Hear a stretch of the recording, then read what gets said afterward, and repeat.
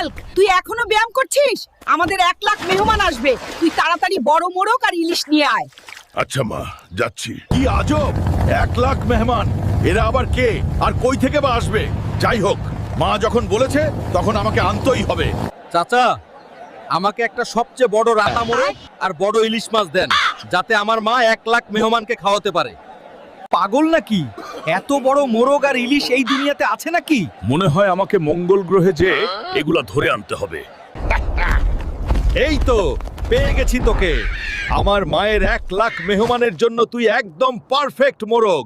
মা ইলিশ মাছ আনতে বলেছিল, কিন্তু আজ আমি অতিথিদের মঙ্গলীয় মাছ খাওয়াবো, যাতে তারা সারা জীবন মনে রাখে। এই নাও মা, তোমার মেহমানদের জন্য এমন মাছ আর মোরগ নিয়ে আসছি যেগুলা এই পৃথিবীতে পাওয়া যায় না। অনেক ভালো করেছিস বাবা। রান্না তো সব কমপ্লিট, কিন্তু মা, তোমার সেই 1 লাখ